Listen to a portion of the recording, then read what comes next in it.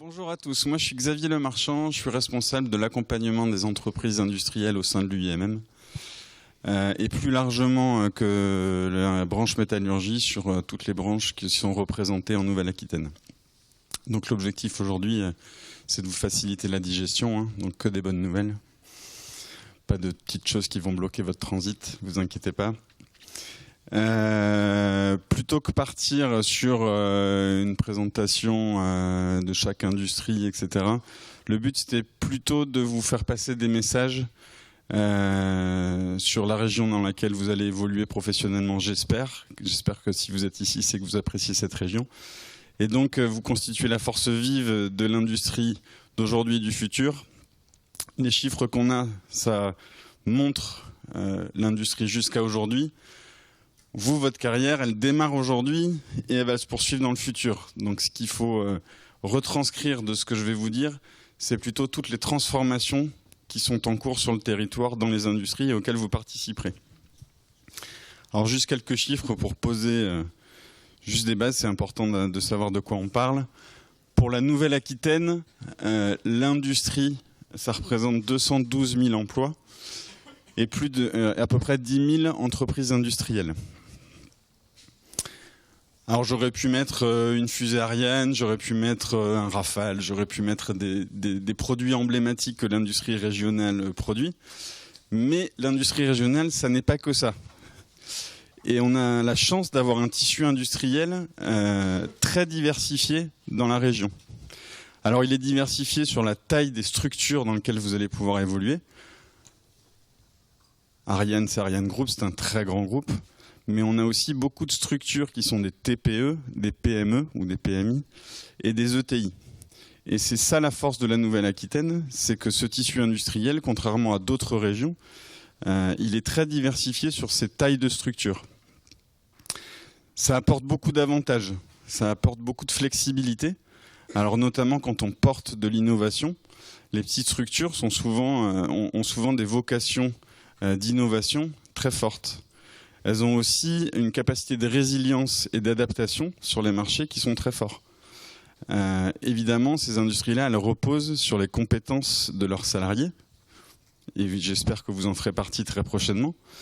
Donc, toutes les idées, tous les savoirs que vous avez pu développer, le but, c'est de pouvoir les mettre au service de ces petites entreprises et de ces moyennes entreprises également. Je ne doute pas qu'il y en a parmi vous qui intégreront aussi les grands groupes. Et c'est ça la force du réseau, c'est que vous allez être répartis dans les différentes structures de la région.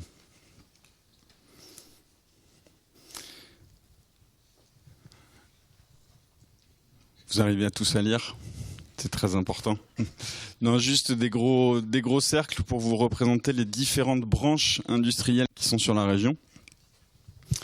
Puisque quand on parle de branches, on ne parle pas de secteur d'activité, donc c'est des découpages, des terminologies de découpage qui ont le mérite d'exister, mais qui ne sont pas forcément représentatives forcément de l'imaginaire commun. En tout cas, l'UIMM qui représente la branche de la métallurgie, c'est à peu près la moitié de l'industrie en France, et c'est la même chose sur le territoire néo-aquitain. Donc c'est à peu près la moitié en nombre d'établissements, la moitié en termes de salariés. Et ça regroupe énormément d'activités. Donc la métallurgie, ça n'est pas que de la fonderie ou le travail des métaux, mais c'est aussi beaucoup d'autres types d'activités. Donc évidemment, il y a le travail des alliages et des produits métalliques, mais vous allez avoir aussi toutes les activités de maintenance. Dans la branche métallurgie, on s'occupe aussi de la fabrication d'équipements électriques, électroniques et informatiques. Voilà, je ne vais pas tous les citer, mais vous avez les autres branches qui sont en poids un peu moins importantes. Une autre industrie très forte dans la région, c'est celle de l'agroalimentaire, qui est surreprésentée en Nouvelle-Aquitaine par rapport aux autres régions. C'est le deuxième gros cercle que vous voyez. Et les autres industries sont à peu près également réparties. C'est à peu près la même chose que ce qu'on retrouve au niveau national. Donc j'imagine que si vous êtes tous en troisième année, c'est ça ? Non, il y a de tout. Donc vous avez dû déjà faire des stages. Donc vous avez dû toucher, si vous êtes resté dans la région, sur ce type d'activité ou de branche. Quelles que soient les branches industrielles, les métiers qui sont dans ces industries sont quand même des métiers avec des compétences transverses. C'est-à-dire que si on parle de conception ou de production, les compétences que vous avez dans ces domaines-là sont transférables d'une branche à l'autre. Et c'est ça qui fait la richesse aussi d'un parcours, c'est que vous allez pouvoir apporter vos compétences dans différentes branches tout au long de votre parcours. Il y a des branches qui sont en avance par rapport à d'autres sur certains aspects. Et le but, c'est de faire bénéficier évidemment des avances, alors soit technologiques, soit sociales, soit quel que soit le domaine, de faire bénéficier de ces avancées l'un l'autre. Et c'est bien par les équipes qui font partie de ces industries-là que ça passe principalement.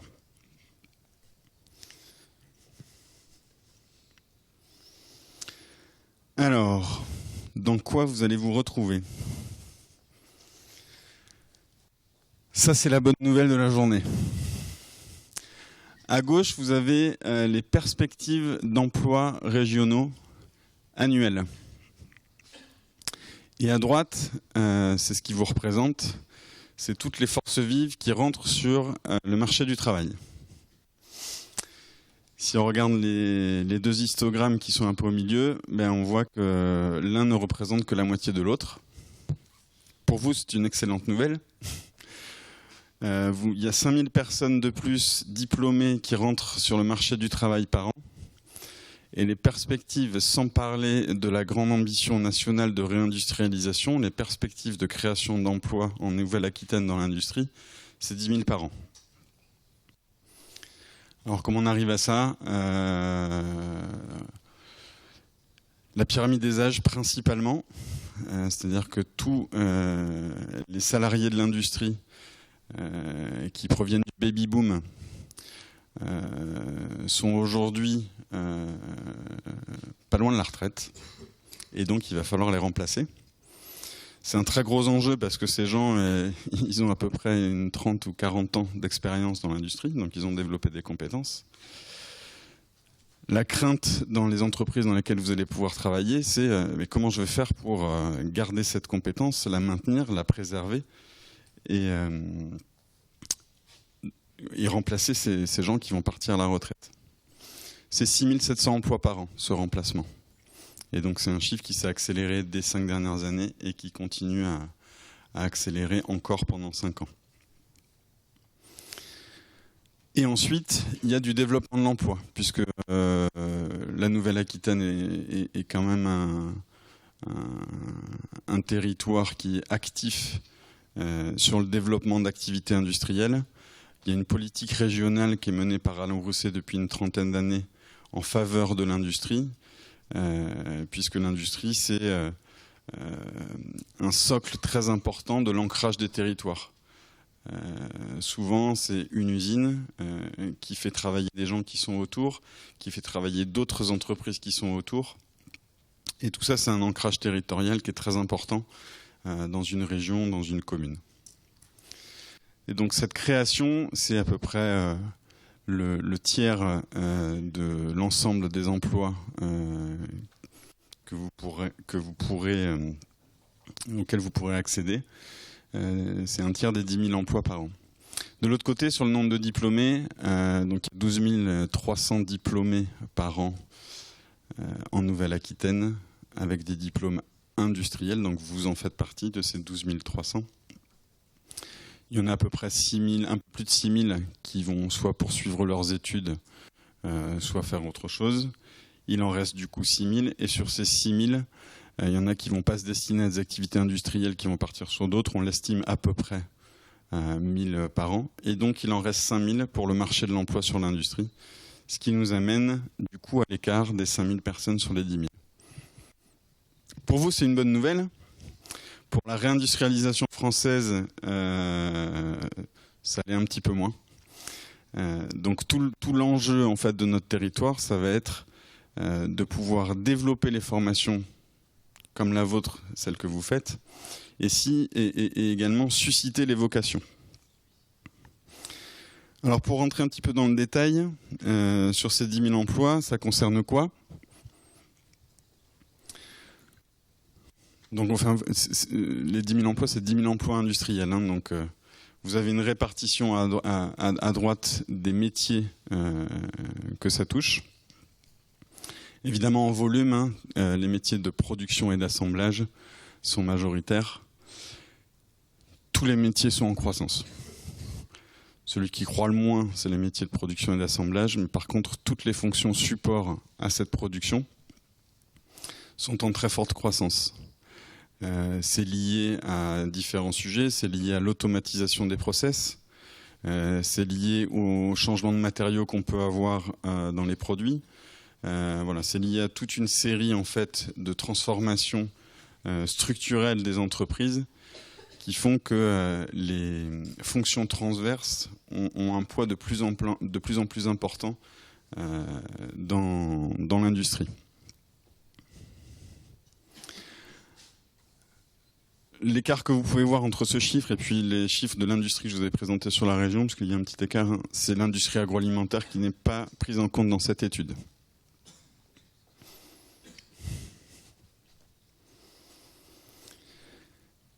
Et si on fait un focus sur la partie production et assemblage, ça montre un petit peu la manière dont c'est calculé. Donc, les 220 000 emplois, on considère qu'il y a une progression de l'effectif salarié à peu près de 20 000 personnes.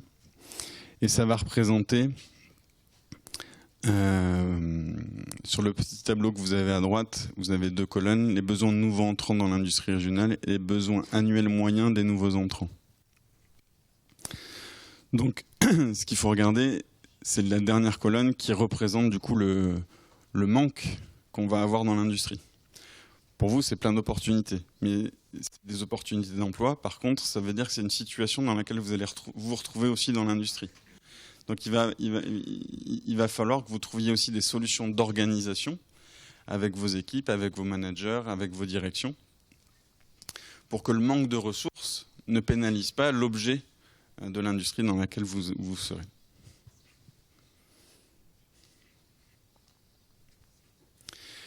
Et au-delà de cet enjeu d'effectifs, il y a aussi un enjeu de compétences. L'industrie dans laquelle vous allez rentrer aujourd'hui n'est pas la même que celle que vous connaîtrez dans 10 ans et vous allez vivre des mutations structurelles très importantes dans les entreprises dans lesquelles vous allez aller. Il y a énormément de nouveaux métiers qui se créent dans les usines et dans les entreprises. C'est lié aux enjeux de société. Vous avez étudié de l'éco-conception. Quand j'ai fait mes études, j'ai fait les mêmes que vous. J'ai pas eu 1 heure sur l'éco-conception. Or, c'est un enjeu majeur. Aujourd'hui, on ne peut plus réfléchir un produit sans penser au cycle de vie complet du produit. Vous allez le voir sur de l'éco-conception, mais vous allez voir aussi en production. En production, ça va amener en fait beaucoup de compétences sur le traitement des flux, l'économie des flux, soit de l'énergie, soit d'autres choses. Repenser tout le cycle des déchets, penser le déchet comme une ressource aussi pour les nouveaux produits, etc. Donc c'est énormément de nouveaux métiers, de nouvelles manières de penser sur lesquelles vous vous êtes formés, où vous allez vous retrouver dans un monde inégalitaire en termes de compétences dans les entreprises, puisqu'il y en a qui n'ont pas été formés à ça. Et donc, aussi tout un enjeu en fait, d'acceptation de ces transformations et de diffusion de votre connaissance aux autres salariés des entreprises. Ça se retrouve en conception, mais ça se retrouve dans tous les métiers. Hein. Un métier d'acheteur, les formations d'achat, il y a 30 ans, on apprenait à négocier avec des fournisseurs asiatiques parce que on avait plutôt une politique de désindustrialisation. On voulait mettre que du service en Europe ou en France. Et la production dans les pays tierces. Aujourd'hui, la politique, elle est complètement différente.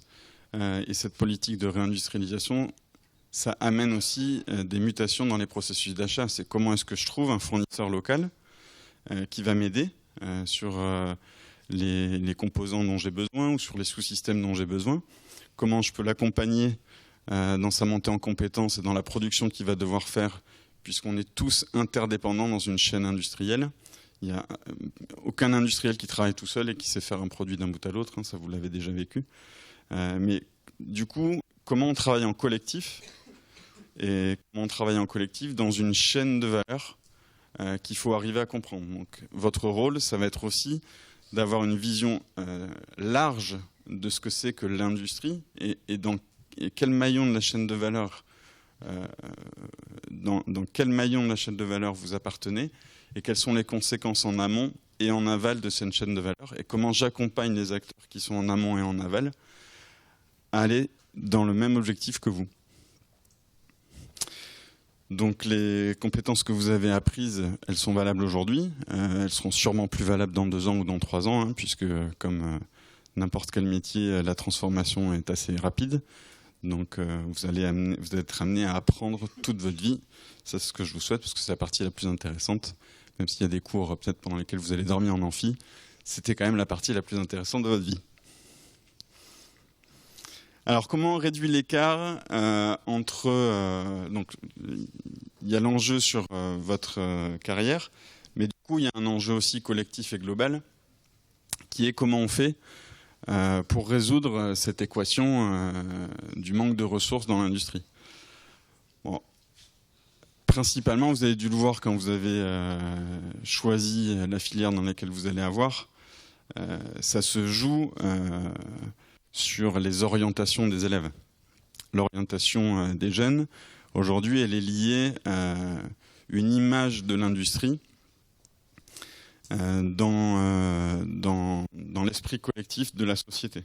Elle commence dans notre famille. Hein, donc, si vous avez eu des familles qui vous ont incité à réfléchir à des carrières de métiers industriels, forcément, vous serez plus à l'écoute des possibilités de formation qui existent dans ces métiers-là, plutôt qu'une famille où on va dire, ben non, la réussite, c'est être médecin ou rien du tout, ou avocat, mais surtout pas dans l'industrie, parce qu'autrement, tu vas avoir du cambouis plein les mains.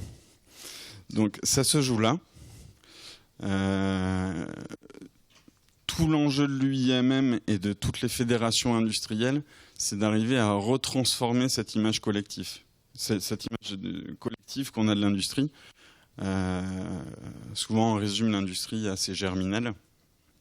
Bon, le but, c'est de transformer cette vision-là en disant, ben non, l'industrie, en fait, c'est tout ce qui nous entoure. C'est notre qualité de vie, c'est notre projet de société, et c'est aussi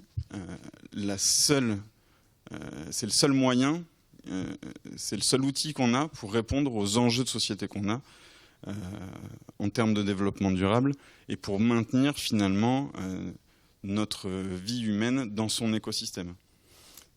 Il n'y a que l'industrie qui sait créer les solutions pour qu'on continue à avoir un niveau de vie tel qu'on le connaît aujourd'hui au XXe siècle, au XXIe siècle sur la Terre. Alors on mène plein d'actions. Moi je voulais faire un focus seulement sur une et que vous puissiez la relayer autour de vous. On a démarré cette année une nouvelle initiative pour faire découvrir le tissu régional aux jeunes générations. Avant, on faisait des salons avec des petits flyers, et puis on leur disait ben, venez au salon, peut-être que vous avez vécu ça, le salon de l'étudiant, le salon... Bon, c'est bien, mais ça a beaucoup ses limites. Donc on teste cette année un nouvel outil qui s'appelle Fort Industrie. Donc on a créé un métavers, un petit peu sur la base des jeux vidéo que vous connaissez, où on va pouvoir donc gamifier, où on va pouvoir découvrir les métiers de l'industrie, mais tout en jouant. Donc le but, c'est que au collège, au lycée, les profs inscrivent leur classe pendant 3 semaines, où on va faire un jeu pendant 3 semaines. Les classes vont jouer les unes contre les autres, et on gagne des points dans ce jeu en découvrant les mondes. Donc c'est un métavers qui est découpé qui est censé représenter la région, mais d'une manière idéale, et dans lequel on va retrouver les industries régionales. Donc c'est un jeu où on peut se balader, on est complètement libre, et l'objectif c'est d'aller gagner des points en découvrant les métiers dans ce monde virtuel. Et les métiers qu'on va découvrir, par contre, sont les métiers réels. Donc vous avez des salariés de l'industrie qui vont présenter leur métier et qui vont vous parler. Et en parallèle de ça, on organise des conférences entre les salariés des entreprises et les classes via ce jeu-là, pour que les salariés puissent directement parler aux élèves dans les classes. Alors on est étonné, mais ça prend très très fort. Ça a commencé il y a 15 jours et on a déjà 50 000 participants en France sur ce jeu-là. Donc plutôt sur les collèges et les lycées. Fort Industrie, c'est fortindustrie.fr, tout le monde peut y accéder.